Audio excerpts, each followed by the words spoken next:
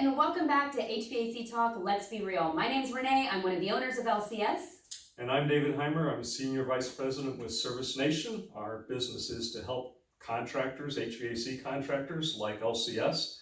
And LCS is one of our great members, so really happy to be here in Indianapolis talking with you. This is fantastic. I know, I was so excited. I just found out last week that David was going to be in town, and we were really excited to have him come visit LCS World Headquarters right here. So a little background, we joined this organization a few years ago, and they've really helped us to streamline our business and work on some processes and build the great team that we have right now that comes to service your home. So thank you. We are so grateful to be a part of that. Well, I love it. I mean, it's so, a lot of businesses are like you guys. It's a family-owned business, and they're out helping people in their homes, making their homes more comfortable. Being able to help businesses like that is fantastic. I love what we do, and I love working with people like you guys. Yeah, well, thank you. Well, what we are going to talk about today is one of the biggest challenges that we as a company and HVAC companies really all across the nation struggle with, and that is hiring people. Yes, getting good people. I hear it all the time. How come I can't find more good people? And particularly service technicians, right? Yeah, absolutely. The people that are going into your homes, right? And so, people will say to us all the time, especially this time of year, it's hot, and I don't care what size company you are, I feel like you can't keep up in the summer. You never have enough technicians in the summer. And people say, like, can you just go to a temp agency and grab a couple Why don't you people? just hire more people? I know, why not? And I'm always like, man, why didn't I think of that? But realistically, something that we talk about all the time is this is a skilled trade, and so you see the same thing. It's hard to find people with this skill, and companies everywhere, they hire entry-level people like we do too, but you can't have a company full of people that aren't there yet. Yeah. Right? And it's not just the technical skills. You want the right person going into somebody's house, right? It has to be somebody that you drug screen, you background check, you make sure they don't have a criminal history. Yeah. And driving record, that's right. And that's one's a big one. And also you want somebody that can communicate well, right? So they have to have the technical skills, and then they have to have the people skills. Because, when somebody comes to my house, and usually it's my wife there, I want someone that is trustworthy and I know is going to take care of the house and make my wife feel comfortable. And that's often not the easiest thing to find. I tell you, it is really, really tough. And you see too, there's been news segments on about, we are in an industry that can have kind of a shady reputation, because realistically, when we go out to work on an air conditioner or on a furnace, the homeowner is trusting us that we're being truthful in what the issue is or what the diagnosis is. And number one, if you have a misdiagnosis, which can happen, it immediately causes homeowners to lose trust in us, and then not only in us, but in the industry overall. And so that's why it's really important to be able to find people who have the reliability to be here all the time, that have the motivation to learn and to take on some new training, and then have the ability to, we always say, like, to be mechanically inclined, really, is to be able to learn and be able to accurately diagnose and troubleshoot. Yeah. Those people are hard to find. I mean, it's a technical skill that not everybody has. You can't usually just go and find that person that already has the technical skill, or that has the communication skills. And so it is. There's a real shortage of them. I mean, it's not just here in Indianapolis. It's all across the country. I hear this all the time from our members. I do too. It's literally the biggest challenge in our business right now. And not only that, but we're seasonal on top of it. Yeah. So on top of needing that skilled that skill set, that skilled trade, we are seasonal, and so it can be crazy. There's a ton of overtime during certain times of the year, summer especially here in the Midwest. But then you get to March, April, 70 degrees outside, everybody's got their windows open, nobody needs us, nobody has that pain yet. And it's like, what do we do with everybody?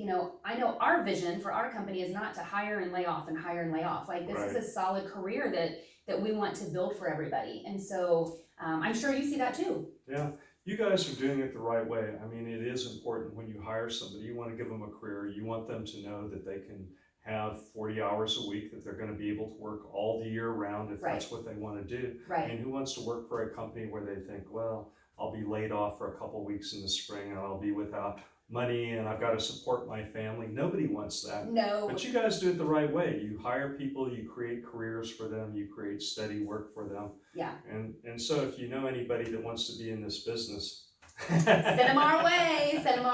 absolutely. I tell you what, we have, it's so difficult to find people. One of the biggest things when I was like, oh, driving record, we might find somebody who has a great technical skill, but they don't pass a drug test, or their driving record is really bad, and so they can't drive a company vehicle and get insured.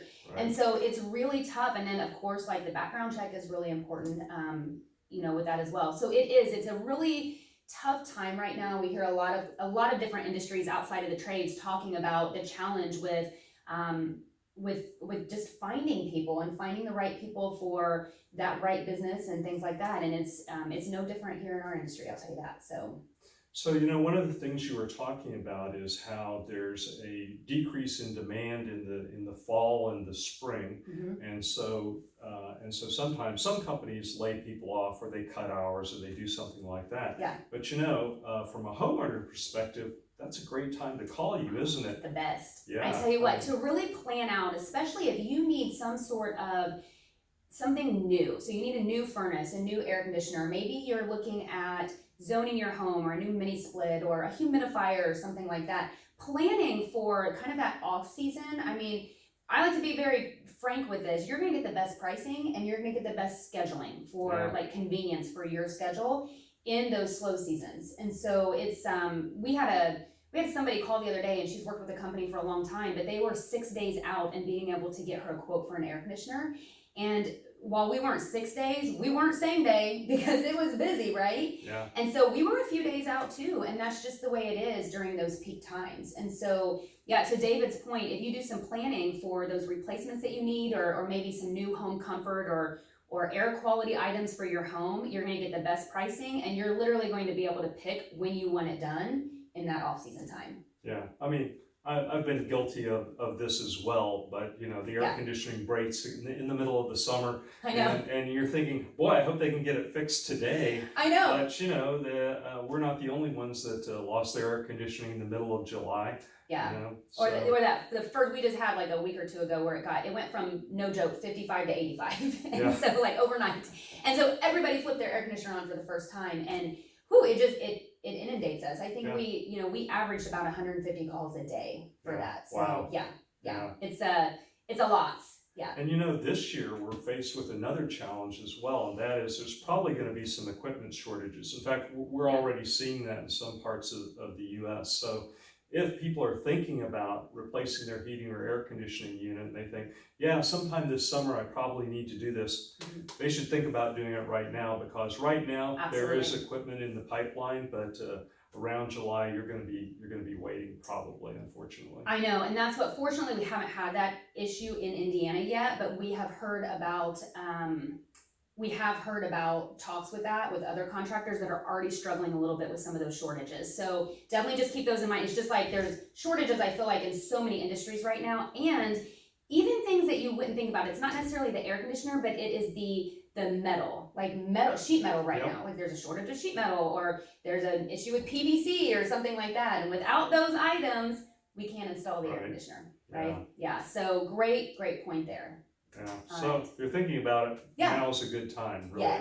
Yes, absolutely. So, well, I hope that gives you some great information about kind of what we face if you do call and we're out a couple of days. It's not that we don't want to get there faster, right? But it's hard finding the right people to send into your home and to make sure that they do have work all year long as well. So, all right, David, thank you so much for joining me today. It has been a pleasure to have you here. I love doing this. This is great. What a great idea. What a great service for your homeowners. Yeah, we had one last week that was actually a homeowner request for a topic, which was really cool. She had sent a message through Facebook and said, "Hey, I close events in my home and I'm told I shouldn't do that. Can you do a video on why I shouldn't do that?" So Travis and I did that last week, and I went through that. So I need to share that with some people in my family. I'll send you a link. All right. All right, guys. Well, thank you so much for tuning in. We will see you next week on HVAC Talk. Let's be real.